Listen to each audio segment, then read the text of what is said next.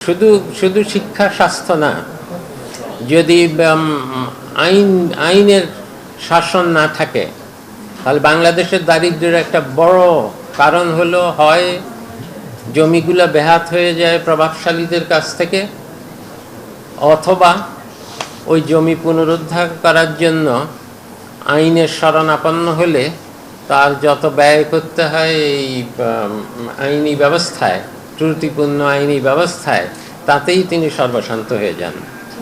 কাজী দারিদ্র শুধু যে আয় রোজগার দিয়ে হয় তা না, পুলিশের কাছে পুলিশ ব্যবস্থা যদি ভালো না হয়, পুলিশের কাছে যদি ভালো সেবা না পাওয়া যায়, তাহলে তো পুলিশও একটা দারিদ্র্যের কারণ হতে পারে।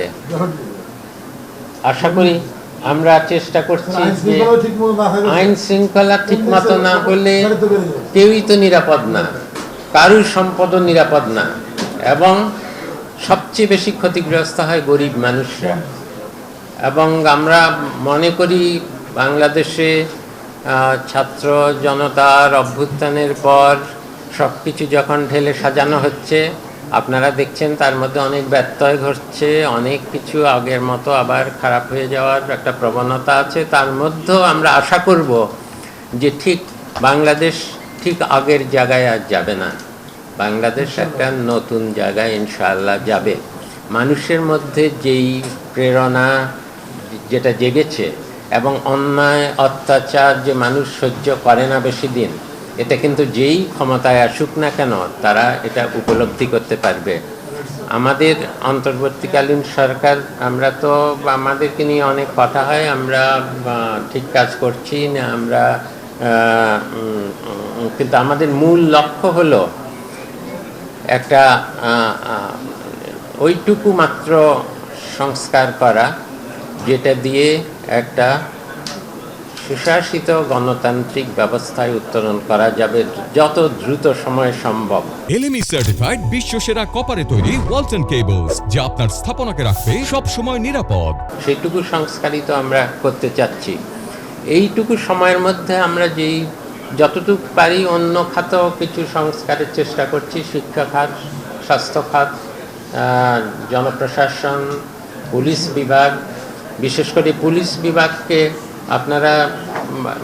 আপনাদেরকে সহায়তা করতে হবে, আপনাদেরকে মনে রাখতে হবে এই পুলিশ বিভাগকে সবচেয়ে বেশি খারাপভাবে ব্যবহার করা হয়েছে।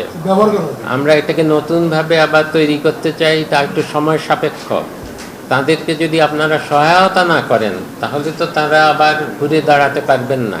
তাদেরকেও পুলিশ যেমন আপনাদেরকে রক্ষা করে, সৎ পুলিশদেরকেও আপনাদেরকেই রক্ষা করতে হবে। কাজেই এখানে জনগণেরও একটা দায়িত্ব আছে পুলিশ বাহিনীকে, প্রশাসনকে সহায়তা করার। শুধু একতরফাভাবে তো একটা আবার সব কিছু আমরা প্রশাসন সব কিছু পুনর্নির্মাণ করতে পারবো না। আমরা সব কিছুর পরও আশা করি যে ভবিষ্যতে যে আমাদের নির্বাচিত গণতান্ত্রিক সরকার আসবে, যেটা যত তাড়াতাড়ি আসা সম্ভব তা ভালো। আমাকে জিজ্ঞেস করবেন না কবে নির্বাচন হবে, কিন্তু আমরা চেষ্টা করছি যত শীঘ্র সম্ভব। নির্বাচনই একমাত্র, নির্বাচিত প্রতিনিধি ছাড়া, নির্বাচিত সত্যিকার স্থানীয় সরকার ছাড়া সমস্যার সমাধান আসলে হয় না।